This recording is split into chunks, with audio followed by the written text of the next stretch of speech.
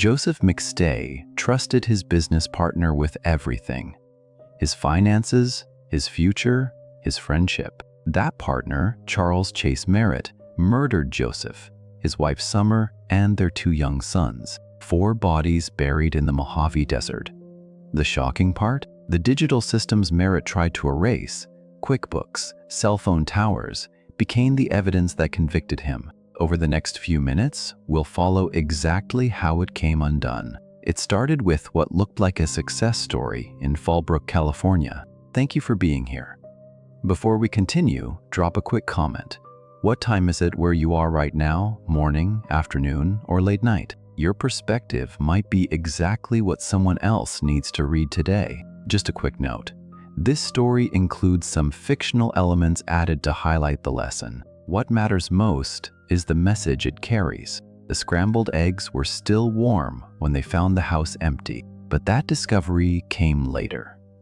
First, there was the life Joseph McStay, a 40-year-old entrepreneur, had built in Fallbrook. He ran his custom water feature business from their newly purchased home, surrounded by unpacked boxes and open paint cans. The family had moved in just months before, trading the coast for the quiet Avocado Grove hills of northern San Diego County. Summer McStay, his wife, had embraced motherhood fully, focusing her energy on raising their 2 young sons in a place where they could grow. Gianni and Joseph Jr. were still learning the layout of the new house, still adjusting to rooms that didn't yet feel like theirs. The business had grown steadily. Joseph started with desktop fountains, the small decorative pieces people ordered online and had shipped to their homes. Then he moved into custom work, commercial installations for restaurant lobbies, medical offices, shopping centers across Southern California. The kind of features that required fabrication, plumbing, design expertise. That was where Charles Chase Merritt came in. Merritt was the craftsman Joseph relied on, the man who could turn a design into something real. Joseph called him a friend. They had worked together for years. Trust in business is measured in access.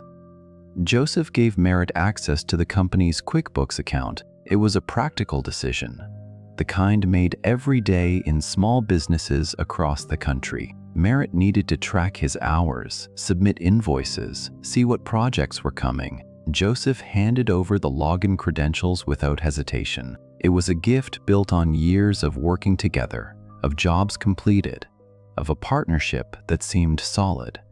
Trust is a gift. Sometimes it's also a weapon.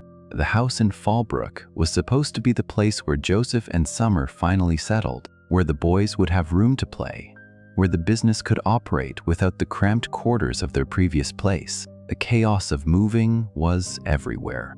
Suitcases not yet unpacked, paint cans left open from half-finished projects, furniture that hadn't found its permanent spot, clothes hung in closets, but boxes still lined the hallways. The kitchen was functional but not organized. It looked like a family in transition. It looked temporary. February 4, 2010, began like any other morning. The routine of a household with young children. Breakfast started, never quite finished, in the way breakfast with toddlers rarely is. Life interrupted by the small emergencies of parenting, the constant motion of keeping 2 young boys fed and clothed and moving through the day. A bowl of popcorn sat on the counter, half-eaten. Scrambled eggs cooled on the stove, the pan still sitting where it had been used. An apple, with 2 bite marks taken out of it, sat abandoned on the stairs. The kind of scene that suggests someone intended to come back in a moment. The kind of interruption that happens a dozen times a day in a house with children. Then they were gone. No car in the driveway. No note on the counter. The window to Joseph's office was slightly ajar, but there was no sign of forced entry. No blood. No overturned furniture. No indication of violence. Just the absence where a family had been. The space they had occupied simply emptied. The food sat there, untouched. The eggs went cold, congealing in the pan. The apple began to brown where the bites had exposed the flesh to air. The popcorn bowl remained exactly where it had been left, kernels going stale. Hours passed. Then days. The house held the scene exactly as it had been abandoned. After February 4, no one heard from them again. Not Joseph's mother, who tried calling. Not his business partner, who called repeatedly from Hawaii, growing more concerned with each unanswered message. Not the contractors waiting for instructions on pending projects. 4 people, 2 adults, 2 children, had simply stopped responding, stopped existing in the networks that had defined their daily lives. Stopped answering phones, returning calls, checking email, the QuickBooks access Joseph had given. Merritt sat in the system, unchanged. The login credentials still worked. The digital key Joseph had handed over. That gesture of trust between 2 men who worked side by side would become the thread investigators eventually followed back to him. But not yet. Not for years. For now, there was only silence. The house in Fallbrook sat quiet, food going stale in the California heat. A family of 4 had simply stopped existing. No goodbye, no explanation, only the half-finished breakfast of people who expected to return in minutes. By February 9, 2010, the silence had grown thick enough to worry about. Susan McStay hadn't heard from her son Joseph in 5 days. No calls, no emails, nothing. For a man who ran a business from his phone, who checked in with family daily, the quiet felt wrong. She called his cell. It rang to voicemail. She called the house. No answer. She called again. And again. Dan Kavanaugh, Joseph's business partner, felt it too. Orders were piling up. Emails went unanswered. Joseph had missed meetings without explanation. By February 13, Dan drove to the Fallbrook house himself. He knocked. No one came. He peered through windows. The house looked empty, but not abandoned. Curtains still hung. Cars sat in odd places. Something was off. Mike McStay, Joseph's brother, made the call no one wanted to make. On February 15, he contacted the San Diego County Sheriff's Department and reported his brother's family missing. Then he went to the house. He had a key. He opened the door and stepped into a scene that would haunt him for years. The food had rotted. Eggs sat hardened on the counter. Popcorn bowls had grown mold. The dog was inside, unfed, desperate. Upstairs, the boys' beds looked slept in. Joseph and Summer's room showed no signs of packing, no suitcases missing, no drawers emptied. In the garage, both family vehicles sat untouched. The house hadn't been broken into. It had simply been left. No blood, no bodies, just the wrongness of a life interrupted mid-sentence. Detectives arrived and began the grid work. They photographed every room. They cataloged what was there and what wasn't. Medications remained in the bathroom. Summer's purse sat on the counter. Joseph's business laptop was gone, but his personal computer remained. The back door was unlocked. The assessment came back quickly. No signs of forced entry, no signs of struggle, no signs of violence. 4 people had simply walked out of their lives, but someone had seen them last. Someone always did. On February 17, 2010, detectives interviewed Charles Chase Merritt at his home. He was Joseph's business partner in earth-inspired products. The man Joseph had trusted with financial access. The last person to speak with him, Merritt sat down and started talking. He seemed cooperative, even emotional, but something in his language made the detective pause. "Joseph was one of my best friends," Merritt said. "I can't remember a day that I haven't talked to him." Past tense. Was, not is. The detective noted it, but didn't interrupt. Merritt kept going. He talked about Joseph's plans, his business struggles, his family life, but every sentence landed in the past. Joseph was this. Joseph did that. Joseph had been worried. The detective asked why he was speaking that way. Merritt had no answer. He corrected himself, stumbled, then fell back into it. The living man became past tense in his best friend's mouth. Merritt said he'd last spoken to Joseph on February 4, the day the family disappeared. A phone call in the evening about a business meeting the next day. Joseph never showed. Merritt claimed he'd tried calling. No answer. He didn't press it. He didn't drive to Fallbrook. He just let his best friend vanish without follow-up. The interview ended. Merritt went home. The detective filed the report and moved on to other leads. There were many. The family's bank account had been accessed from Mexico. Border footage showed a family of 4 crossing into Tijuana the night of February 8. The McStays had talked about moving to Mexico before. Maybe they'd just left. Maybe this was voluntary. Why speak of the living in the language of the dead? The question sat in the file, unanswered. Merritt's interview was noted, cataloged, and filed away. Detectives chased the Mexico theory instead. The case went cold, not because there were no clues, but because the wrong clues screamed louder. And in the noise, one critical piece of evidence sat untouched in a police database: Merritt's phone.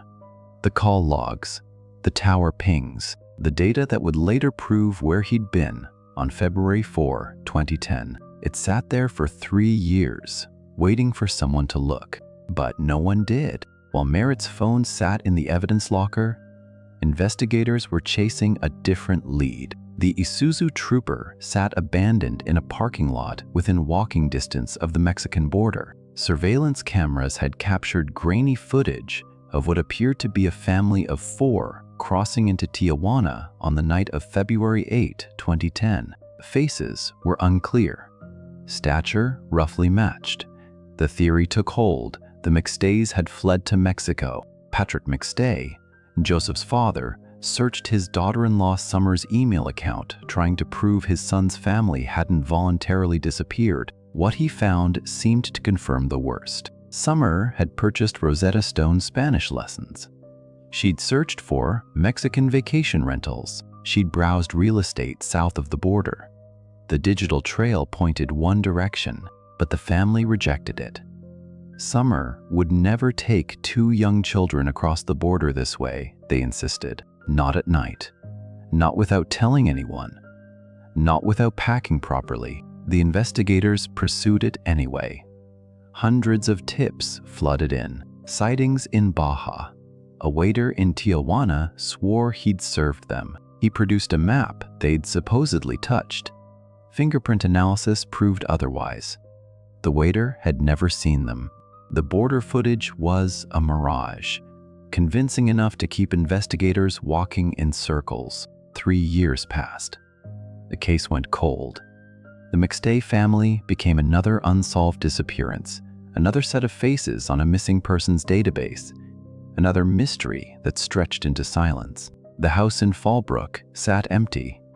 The business dissolved. The family held no funeral because there were no bodies. They lived in the worst kind of limbo, unable to grieve, unable to move on, unable to stop imagining their loved ones might still be alive somewhere across a border. November 11, 2013. Veterans Day weekend. 3 years, 9 months, and 7 days after the family vanished, the motorcyclist was riding his dirt bike through the Mojave Desert, miles from anything, when he spotted what looked like a sun-bleached tortoiseshell half buried in the sand. He stopped, flipped it with his boot. I'm out here on a motorcycle and I found what looks like a human skull. Not a tortoise. A skull. He made the call from the desert. I'm out here on a motorcycle and I found what looks like a human skull. San Bernardino County Sheriff's deputies arrived first, then the forensic team. What they found required 2 days to excavate properly. 2 shallow graves. 4 sets of remains. The desert had taken most of the soft tissue. What remained was bone, fragments of clothing, and enough material for DNA testing. The forensic team conducted a 2-day excavation of what proved to be 2 shallow graves in the desert. The results came back in stages. The adult male remains matched Joseph McStay. The adult female matched Summer. The two smaller sets of remains were children. One was confirmed as Gianni. The other was Joseph Jr., though the youngest child's remains were so fragmentary that insufficient material existed for separate testing. The forensic anthropologist made the identification based on size, location, and elimination. 4 bodies. 4 people who had left breakfast on the counter and never came back. The surveillance footage hadn't shown the McStays crossing into Mexico. It had shown some other family on some other night, living some other life. The real McStays had never made it past San Diego County. They'd been dead since February 2010, buried in graves so shallow the desert wind had nearly exposed them years earlier. The missing family was no longer missing. They were murder victims, and the case had just begun. The investigation that had spent 3 years chasing ghosts across the border could finally ask the right questions. Not where did they go, but who put them there? Not why did they leave, but who made them disappear? The answer wouldn't be found in Mexican villages or border surveillance or email searches for Spanish lessons. It would be found in the one place investigators had looked 3 years earlier and then filed away: Joseph's business records. The financial documents. The man who'd had access to everything. The man who spoke of his best friend in the past, tense 2 days after he vanished. 4 bodies buried in shallow desert graves. 4 people who had vanished from a house with breakfast still on the table. The question was no longer where they had gone. The question was, who had put them there? A missing person investigation asks where someone went. A homicide investigation asks who sent them there. With 4 confirmed murders, investigators gained tools they hadn't had before: warrants for financial records, subpoenas for digital evidence, legal power to dig into the life Joseph McStay had built and the people who'd had access to it. They started with the business records. Earth-inspired products had been Joseph's livelihood, and Charles Chase Merritt had been his partner in it. The man who'd spoken of Joseph in the past, tense 2 days after he vanished. The man who'd had full access to the company's finances through QuickBooks. The last person documented to have spoken with Joseph on February 4, 2010. Joseph's computer told a story Merritt hadn't known was being written. Search history showed Joseph had been looking for other fabricators in the weeks before his death. He'd researched competitors. He'd contacted suppliers about replacing his current contractor. Joseph had been planning to cut Merritt out. Not someday, soon. The spreadsheets made it worse.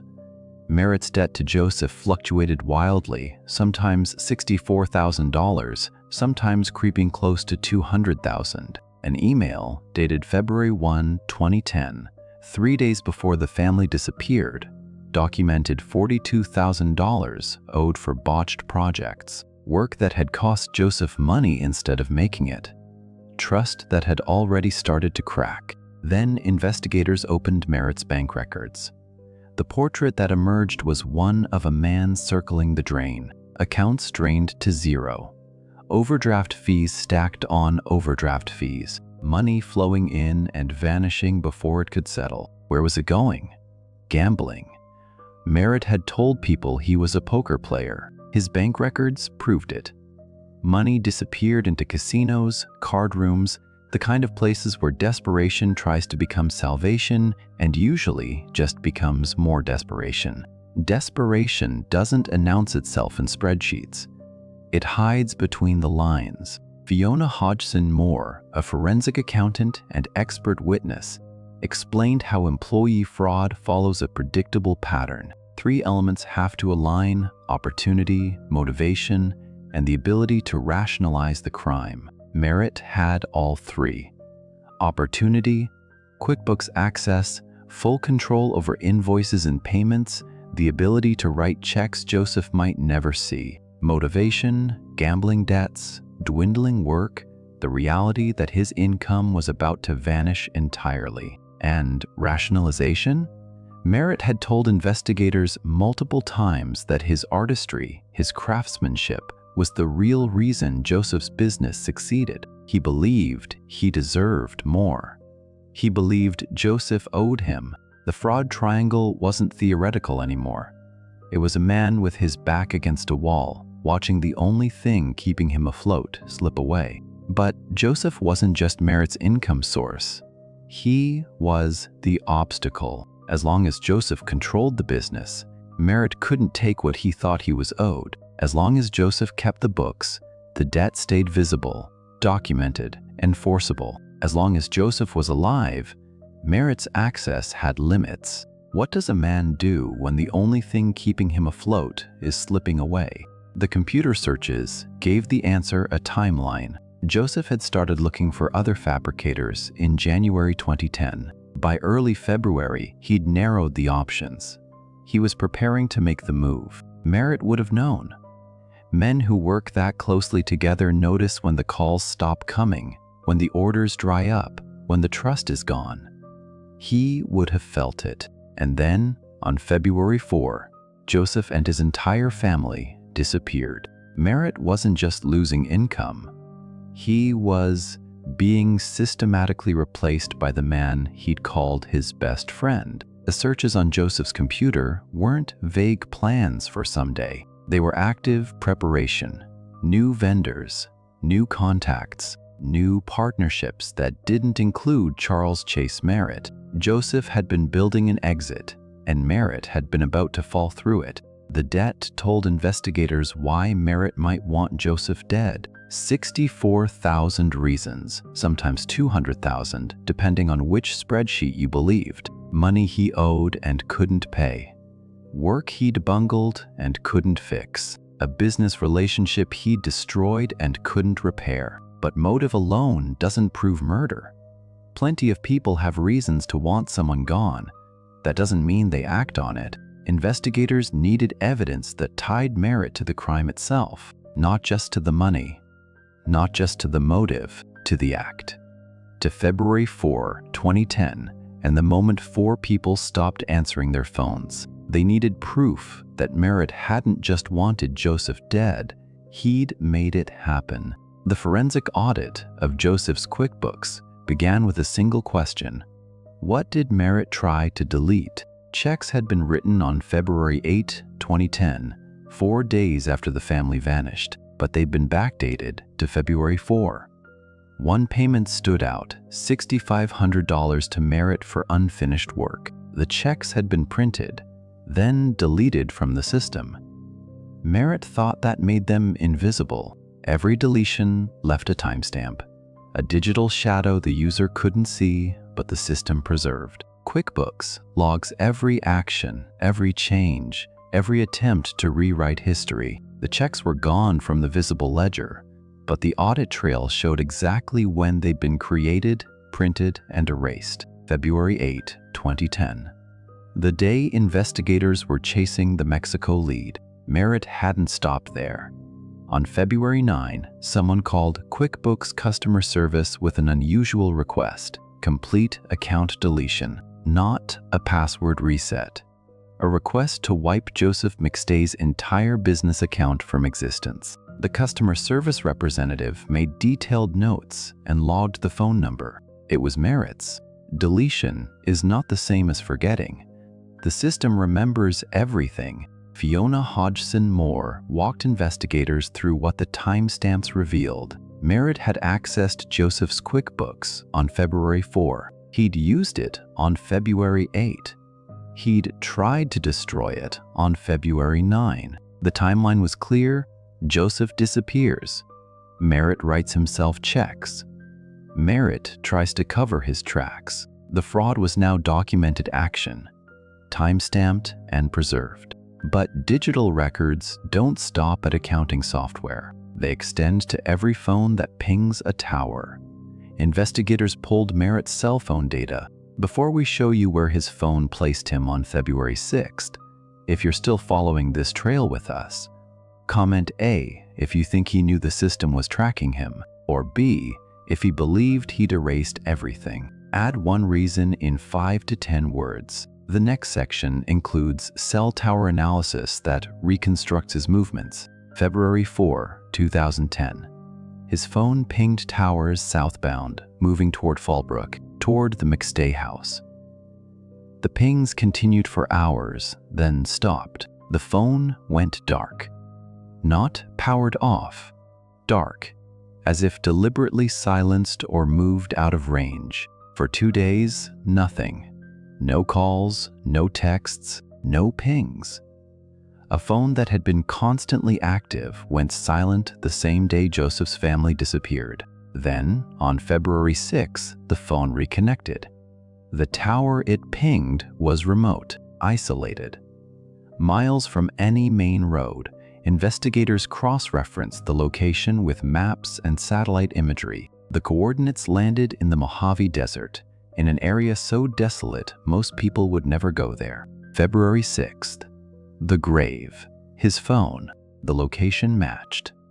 Years later, when the motorcyclist found the skull, when forensic teams excavated 2 shallow graves, the GPS coordinates aligned with the tower Merritt's phone had pinged on February 6, 2010. He'd been there, at the site where 4 bodies would remain buried for 3 years, 9 months, and 5 days. The phone he carried had quietly documented exactly where he'd been, the gravesite, the place he would later claim to know nothing about. His device had marked the coordinates and preserved them in a database he didn't know existed. Merritt had tried to erase the financial trail. He'd deleted checks, backdated transactions, called customer service to wipe the account. He thought he'd covered his tracks. But the system had never stopped watching. QuickBooks logged every keystroke. Cell towers recorded every ping. Digital infrastructure created a permanent record of movements he believed were invisible. He thought he erased everything. The system only pretended to forget. Investigators now had what the earlier interview lacked, not just motive. Concrete data placing Merritt at the scene where 4 bodies would be found years later. Data showing him writing fraudulent checks after the family vanished. Data proving he'd tried to destroy the evidence. The question was whether he could explain it, whether there was any innocent reason for a man to be in the Mojave Desert on February 6, at coordinates that would later mark a mass grave. 4 years after the first interview where Merritt spoke in past tense, investigators brought him back. October 22, 2014. Joseph was one of my best friends. I can't remember a day that I haven't talked to him. Merritt sat across from the investigator, a folder unopened on the table between them. This time, they had his phone records. The investigator started simple. A single question about a date 4 years earlier. Where'd you go? February 6th. I don't remember. The answer came fast. The investigator let it sit, then pressed. Where do your phone records show you're at on February 6th? I have no clue. Still quick. Still certain he didn't know. But the investigator had the data. Cell towers had tracked Merritt's phone pinging in a remote area of the Mojave Desert on February 6, 2010. The same area where, 3 years later, a motorcyclist would find a skull. The same coordinates that would mark 2 shallow graves holding 4 bodies. The investigator pushed harder. High desert. Merritt shifted. Yeah, I was probably out there. Probably. The word admitted the location while keeping distance from certainty. But the phone records were certain. They'd placed him there. Then came the pivot question. Why would your phone show you at the gravesite on February 6th? The room changed. The question wasn't vague anymore. It was about a specific location. The gravesite. Where'd you go February 6th? The place where Joseph, Summer, Gianni, and Joseph Jr. had been buried in shallow graves almost 4 years before anyone knew they were dead. Merritt's response came quick. Not possible. I wasn't there. What do you say when your own phone becomes the witness against you? The investigator didn't argue, didn't press for details. He just recorded the answer. Not possible. I wasn't there. Words that contradicted data pulled from cell towers, from network logs, from infrastructure designed to track every ping. The question wasn't where he'd been. The phone already answered that. The question was whether he could explain why. Why his phone pinged towers at the burial site on February 6, 2010. Why it went dark for 2 days after pinging near the McStay house on February 4. Why he'd written himself backdated checks. Why he'd called QuickBooks trying to delete Joseph's entire business account. Merritt had no explanation, just denial. The investigator closed the folder. The interview ended. Merritt stood up and walked out of the interrogation room. He was still a free man. The phone was still in his pocket, and investigators had what they'd come for. His first reaction to hearing that specific location named, the gravesite. The place he claimed never to have been. 11 days passed. Merritt went about his life. He made calls. He went to his usual places. He carried the phone that had quietly documented his movements 4 years earlier. He believed, perhaps, that walking out meant the case hadn't caught up to him yet. November 5th. Arrested. 4 counts of murder. Police took Charles Chase Merritt into custody for the murder of Joseph McStay, Summer McStay, Gianni McStay, and Joseph McStay Jr. The man who'd spoken of his best friend in past tense, the man who'd had full access to Joseph's finances, the man whose phone had pinged towers at a remote desert location, later identified as a mass grave, the man who'd written himself checks after the family disappeared and tried to erase the digital trail. He'd walked out free once. The phone data ensured he wouldn't walk out free again. The arrest shifted the case from investigation to prosecution. Merritt maintained his innocence. He had explanations, he said. The debt was a misunderstanding. The phone data was a coincidence. The past tense language was a slip. But the phone had placed him at the grave on February 6, 2010, before anyone knew there was a grave, before the bodies were found, before the case became a homicide. 4 years of preliminary hearings would follow. Motions filed and argued, evidence reviewed and contested. A case built on circumstantial evidence, digital trails, and the quiet testimony of cell towers. The question was whether a jury would believe it. 4 years of legal maneuvering preceded the trial. Then, January 2019, San Bernardino Superior Court, after 4 years of preliminary hearings, the trial began. Britt Imes, Chief Deputy District Attorney for San Bernardino County, led the prosecution's case built on digital evidence and DNA. He opened with a simple statement. The killing of the McStay family was not an accident. Willful, deliberate, premeditated.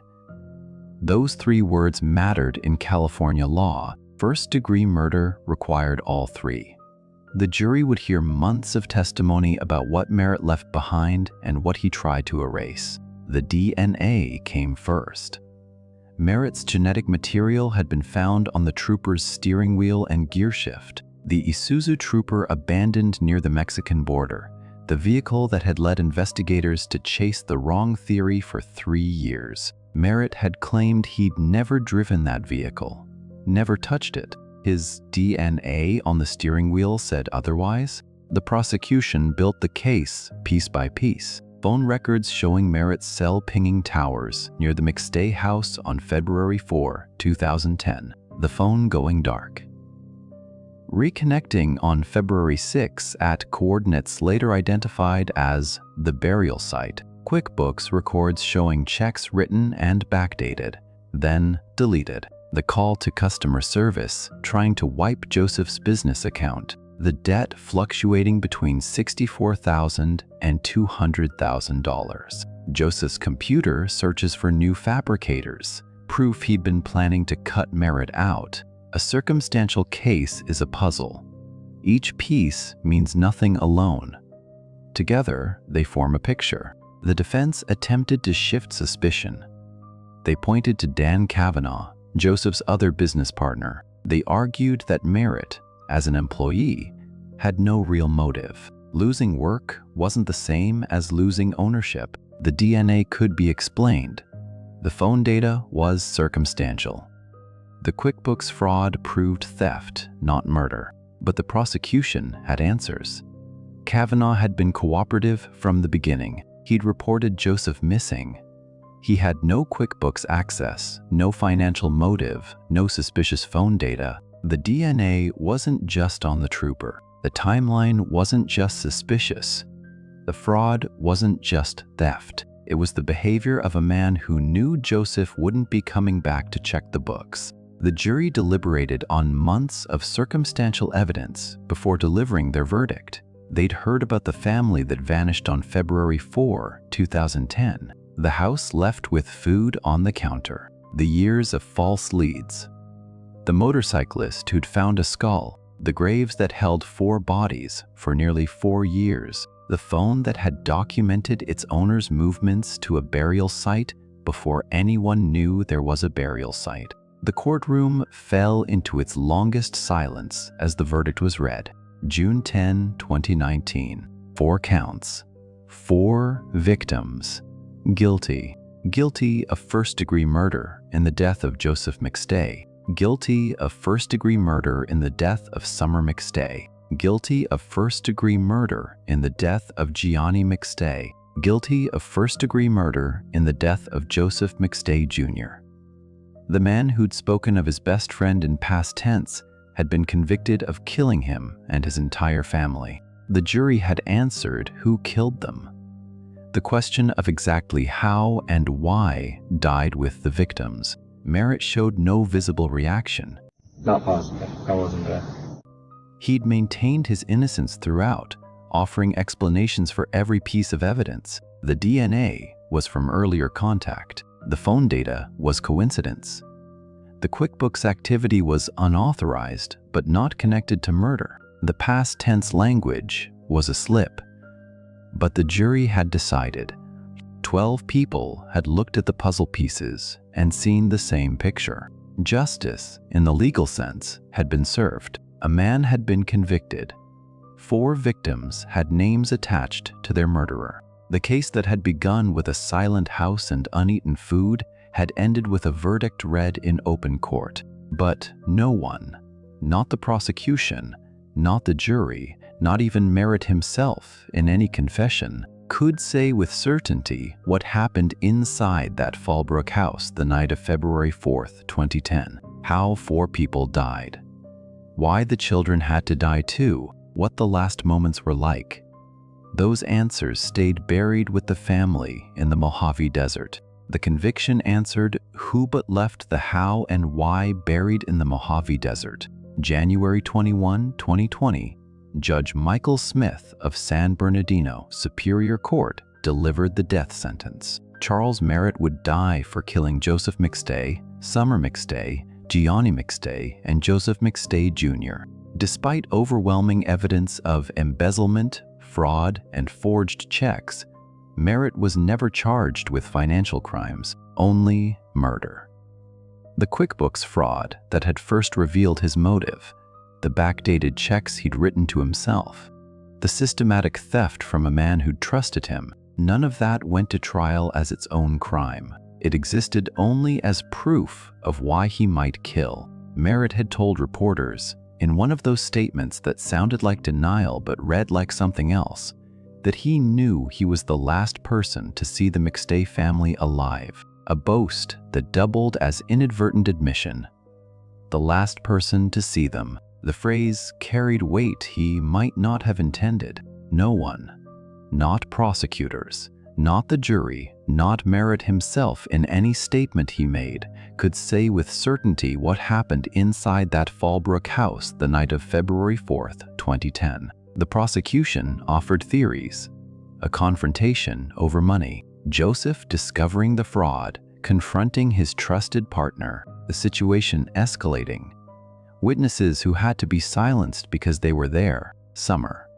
The 2 boys who should have been asleep. But theories aren't certainty. Why would your phone show you at the gravesite On February 6th. The exact sequence, who died first, how long it lasted, what words were spoken, died with the 4 people buried in shallow graves in the desert. How do you measure justice when the truth remains just out of reach? The house where Summer and Joseph had planned to raise their sons became just an address in case files. The place where Gianni and Joseph Jr. had played with toys, now scattered in evidence photos. The kitchen where breakfast sat half-finished on the morning of February 4, food turning stale while a family of 4 simply stopped existing. That house, with its memories pressed into walls and floors, became a crime scene marker, not a home. A location. The conviction proved something beyond guilt. It proved that digital systems, QuickBooks, audit trails that logged every deletion, cell tower pings that recorded every movement, could speak for those who no longer could. Joseph had given Merritt access to his business because he trusted him. That same access created the digital breadcrumbs that led back to the killer. The phone that Merritt carried in his pocket on February 6, 2010, had quietly told investigators exactly where he'd been, the gravesite. Before anyone knew there was a gravesite, before the bodies were found, before the case became a homicide, the phone remembered what Merritt denied.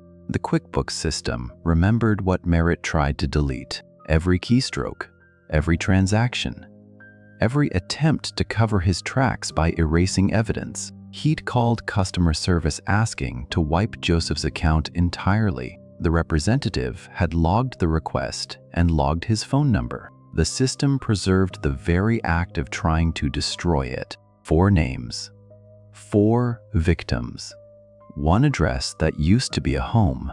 Joseph McStay had been 40 years old, an entrepreneur building a business, trying to provide for his family. Summer had been his partner in life, the mother who'd researched Spanish lessons not to flee to Mexico, but to expand her world. Gianni, 4 years old, had barely started learning what the world could offer. Joseph Jr., 3, would never get the chance. They'd vanished on a February morning, leaving behind breakfast and toys and a life interrupted mid-sentence. For nearly 4 years, they'd lain in shallow graves in the desert while investigators chased false leads and border theories. When they were finally found, when the case finally became a murder investigation instead of a missing persons file, the killing of the McStay family was not an accident.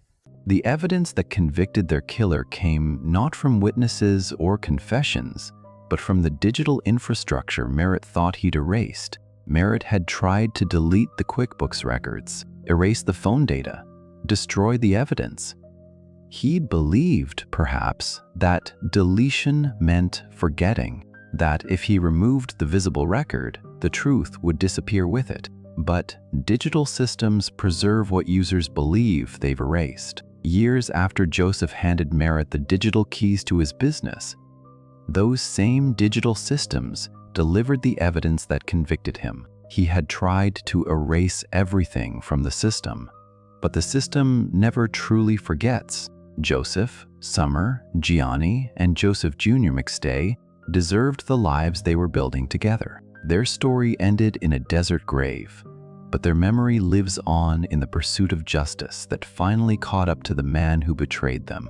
This case reminds us that trust is sacred, and its betrayal leaves scars that reach far beyond the immediate victims. The McStay family murder became a testament to how modern technology, the very systems we use every day, can speak for those who can no longer speak for themselves. Charles Merritt believed he could erase his crimes by deleting files and silencing phones. He was wrong. The digital evidence we often take for granted became the permanent witness to his actions. There are lessons here about trust, about the permanence of our digital footprints, and about the persistence required to find truth even when it's buried in the desert for nearly 4 years. This true crime investigation took time, but justice arrived. If this story resonated with you, please take a moment to subscribe and leave a comment sharing your thoughts. Where are you listening from today? What stood out to you most? Your engagement helps these stories reach others who need to hear them. Consider sharing this video with someone who appreciates true crime told with respect and depth. Thank you for listening with me today. This story is based on a real case, with some scenes dramatized to convey the emotional weight and investigative journey. My deepest respect goes to the McStay family and all those who worked tirelessly to bring justice for Joseph, Summer, Gianni, and Joseph Jr.